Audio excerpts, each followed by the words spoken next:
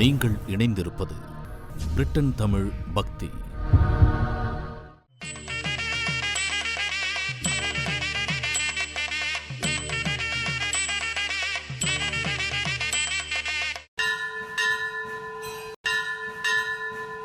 சஷ்டியை நோக்க சரவண பவனா சிஷ்டர் புதவும் செங்கதிரே.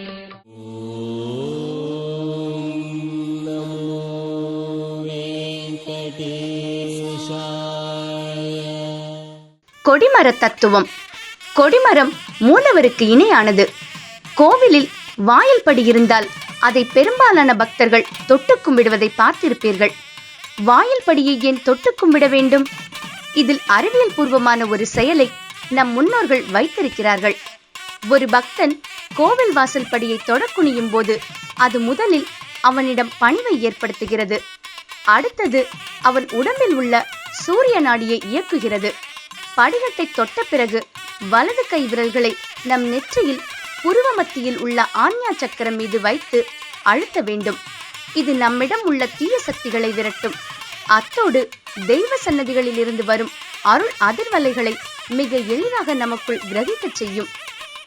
எனவே அடுத்த தடவை கோவிலுக்கு செல்லும் போது படிகட்டுகளை வலது கையால் தொட்டு உங்கள் புருவ மத்தியில் சற்று அழுத்தம் கொடுத்து பாருங்கள். அது உங்களை புது மனிதனாக்கி புத்துணர்ச்சியுடன் கோவிலுக்குள் செல்ல வைக்கும். உள்ளமும் உடலும் சிலிர்க்க நாம் அடுத்த காலடி எடுத்து வைத்ததும் நம் கண்களுக்கு கொடிமரம் தென்படும். ஆலய கொடிமரத்துக்கு மிகப்பெரிய தத்துவங்கள் உள்ளன.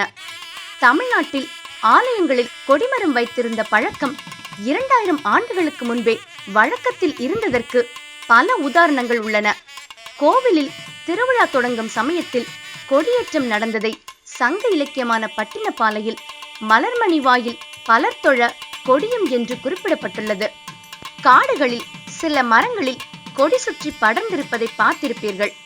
இதிலிருந்துதான் கொடியேற்றும் பழக்கத்தை உருவாக்கியதாக கருதப்படுகிறது. அது பல்வேறு நடைமுறைகளாக மாறி இன்று துவஜஸ்தம்பம் என்று அழைக்கும் நிலை வரை வந்துள்ளது. நம் உடம்பில் உள்ள முதுகெலும்பு போன்றது கொடிமரம் என்றும் ஆகமங்கள் சொல்கின்றன. நம் முதுகுத்தண்டு வடத்தில் 32 எலும்பு வளையங்கள் உள்ளன. அதுபோலவே 32 வளையங்களுடன் கோவில் கொடிமரம் அமைக்கப்படுகிறது.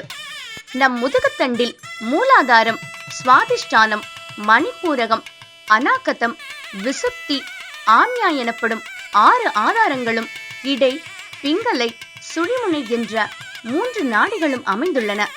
பொதுவாக இடை பிங்கலை வழியாக செல்லும் பிராணவாயுவை சுழிமுனை என்னும் நடுநாடியில் நிறுத்தி இறைவனை தியானிக்க வேண்டும் என்பார்கள். இதனால் மனம் ஒரு நிலைப்படும், இறைவன் வழிபடுவான். இந்த அடிப்படையில் தான் கொடிமரம் அமைக்கப்படுகிறது. கொடிமரம் ராஜகோபுரத்தை விட அதிக உயரமாக இருக்காது. அதே சமயத்தில் கருவறை விமானத்துக்கு நிகரான உயரத்துடன் இருக்கும். அதுபோல கருவறையில் இருந்தும் ராஜகோபுரத்தில் இருந்தும் எவ்வளவு தூரத்தில் எவ்வளவு உயரத்தில் கொடிமரம் அமைக்க வேண்டும் என்பதற்கு விதிகள் உள்ளன. இது கோவிலுக்கு கோவில் மாறுபடும்.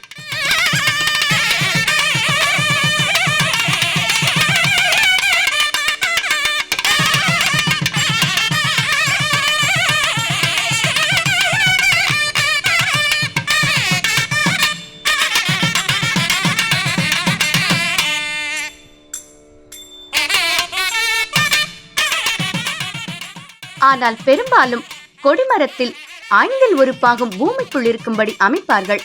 இதன் அடிப்பகுதி அகலமாகவும் சதுரமாகவும் இருக்கும். இதற்கு சமபீடம் என்று பெயர். இந்த சதுர பாகம் படைப்பு தொழிலுக்கு உரியவரான பிரம்மாவையும், அதற்கு மேல் உள்ள எண்கோண பகுதியான விஷ்ணு பாகம் காத்தல் தொழிலுக்கு உரியவரான விஷ்ணுவையும், அதற்கு மேல் உள்ள நீண்ட ருத்ர பாகம் சம்ஹார தொழிலை செய்யும் சிவபெருமானையும் குறிக்கும்.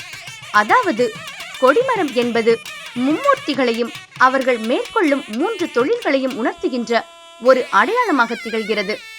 இதன் மூலம் கோவிலில் நுழைந்த உடனேயே வாழ்வின் 3 முக்கிய அம்சங்கள் நமக்கு உணர்த்தப்பட்டு விடுகின்றன. கொடிமரம் முழுவதும் பல்வேறு இறை உருவங்களை சிற்பங்களாக வடித்திருப்பார்கள். கொடிமர உச்சியில் 3 பட்டைகள் போன்ற ஏற்பலகை இருக்கும். இதனை திருஷ்டி பலகை என்றும் சொல்வார்கள். இதில் சிறு சிறு மணிகள் கட்டி தொங்க விட்டிருப்பார்கள். அந்த கொடி கோவில் உள்நோக்கியபடி இருக்கும். சில கோவில்களில் 3 பட்டைக்கு பதில் ஒரே ஒரு பட்டையே இடம்பெற்றிருக்கும். மணி தொங்கவிட்டிருக்க மாட்டார்கள். ஒவ்வொரு ஆலயத்திற்கும் ஏற்ப இந்த அமைப்பு காணப்படும். ஒரே பட்டையுடன் இருக்கும் கொடிமர அமைப்பை கருட ஸ்தம்பம் என்று சொல்வார்கள். சில ஊர்களில் கல்லில் கூட கொடிமரம் உள்ளது. இத்தகைய அமைப்புடைய கொடிமரத்தில் திருவிழா நாட்களில் கொடியேற்றுவார்கள். ஏன் கொடியேற்றுகிறார்கள் தெரியுமா? அதிலும் பல்வேறு தத்துவங்கள் அடங்கியுள்ளது. பொதுவாக கொடி என்பது ஆட்சி அதிகாரத்தை குறிக்கும். பழங்காலத்தில் ஒரு மன்னன் பக்கத்து நாடு மீது படையெடுத்து சென்று அந்நாட்டை பிடித்தால் அங்கு தன் அதிகாரம் வந்துவிட்டதை குறிக்கும் வகையில் தனது கொடியை பறக்க விடுவான். அதே போன்றுதான் திருவிழா நடக்கும் நாட்களில் அந்த ஊர் முழுவதையும் ஆண்டவன் தன் கட்டுப்பாட்டுக்குள் வைத்திருப்பதை உணர்த்த கோவில்களில் கொடியேற்றம் நடத்தப்படுகிறது. இது மக்கள் மனநிலையில் மாற்றம் ஏற்படுத்தவும் விழா சமயத்தில் வெளியாட்களால் நோய் பரவல் ஏற்படுவதையும் தடுக்கிறது. இதை கருத்தில் கொண்டே கொடியேற்றுவதற்கு முன்பு கல்பம், அனுகல்பம் என்ற 2 வகை சடங்குகளை செய்வார்கள். கொடியேற்றுவதற்கு முன்பு தேவதைகளை ஆவாகனம் செய்வது கல்பம் எனப்படும். கொடியேற்றிய பிறகு தேவதைகளை ஆவாகனம் செய்வது அனுகல்பம் எனப்படும். இந்த சடங்குகள் மூலம் கோவில் கொடிமரங்கள் சக்தி மிக்கவைகளாக மாறுகின்றன. இத்தகைய மரத்தில் கொடியேற்றுவது இறைவனின் படைப்பு தொழிலை குறிப்பதாக சொல்கிறார்கள். எப்படி தெரியுமா? கொடிமரம் என்பது இறைவன், கொடிக்கயிறு சக்தி, கொடித்துணி ஆத்மா, கொடியேற்ற பயன்படுத்தும் தர்ப்பை கயிறு பாசம் ஆகியவற்றை குறிக்கும். கோவிலில் கொடியேற்றும் பொழுது குருக்கள் வேத மந்திரங்கள் முழங்க தர்ப்பை கயிறுடன் வெள்ளை துணியை வளைத்து வளைத்து ஏற்றுவார்கள். இது உயிர்களையும் அறத்தையும் உயர்ந்த நிலைக்கு உயர்த்துவதை உணர்த்துகிறது. இறைவனிடம் பாசக்கட்டு அருமாறு நம் மனதை பலியிட வேண்டும் என்பதற்காக ஆன்மாவை பாசக்கயிறு சுற்றியுள்ளதை காட்டும் வகையில் கொடிமரத்தில் கயிறு சுற்றப்பட்டிருக்கும். லௌகீக வாழ்க்கையில் சிக்கித் தவிக்கும் நாம் எல்லோருமே பாசத்துக்கு கட்டுப்பட்டவர்கள். தர்ப்பை கயிறு என்னும் பாசத்தால் கொடித்துணி என்னும் உயிர் கட்டப்பட்டுள்ளது. அந்த உயிர் இறைவன் திருவடியை அடைதல் என்ற தத்துவத்தை கொடியேற்றம் நமக்கு சுட்டிக்காட்டுகிறது. நமது உயிர் இறைவன் திருவடியை தஞ்சமடைய வேண்டுமானால் நம் மனமும் ஒருமுகமாக நிலைநிறுத்தப்பட வேண்டும். இதை உணர்த்த கொடிமரம் நேராக நிமிர்ந்து நிற்பதாக சொல்கிறார்கள். இன்னொரு வகையில் சொல்வதென்றால் அசுர சக்திகளை அகற்ற சிவகணங்களை கோவிலுக்குள் அழைக்க ஆலயத்தையும் பக்தர்களையும் பாதுகாக்கவே கொடியேற்றம் நடத்தப்படுகிறது. அதனால்தான் கொடிமர உச்சியில் அந்தந்த ஆலய இறைவனின் வாகனம் ஒரு அடையாள சின்னமாக அமைக்கப்படுகிறது.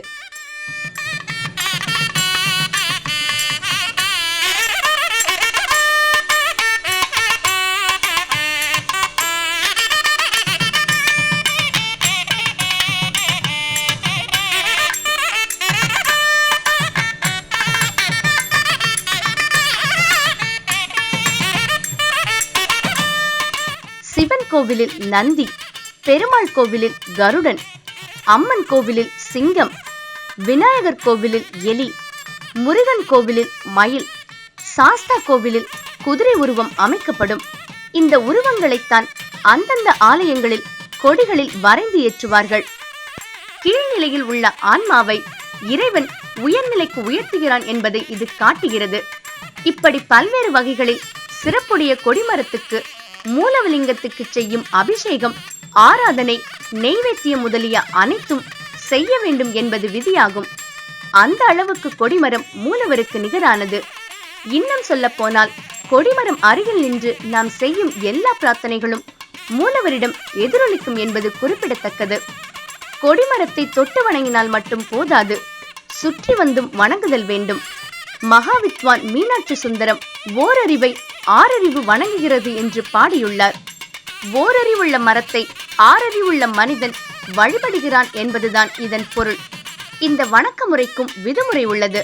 நாம் கால் நீட்டி விழுந்து வழிபடும் போது பின்புறம் எந்த தெய்வ சன்னதியும் இருக்கக்கூடாது.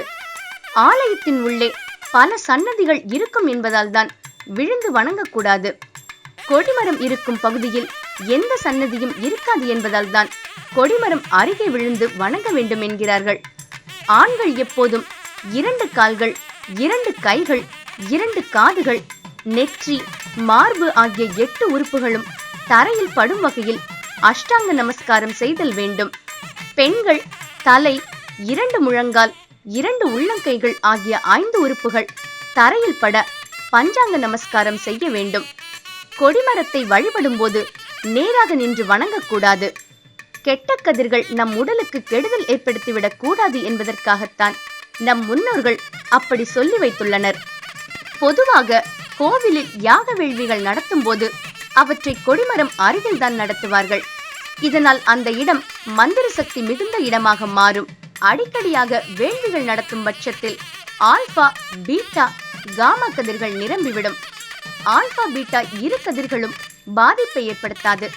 ஆனால் காமா கதிர்கள் பெரும் கெடுதல் ஏற்படுத்திவிடும். எனவேதான் கொடிமரம் எதிரில் நின்று கும்பிடாமல் சற்று ஓரமாக நின்று வழிபட்டு செல்ல வேண்டும். ஓம் சிவ சிவ சிவாய நமக.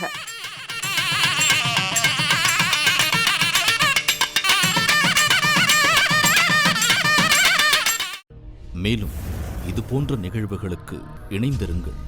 பிரிட்டன் தமிழ் பக்தி.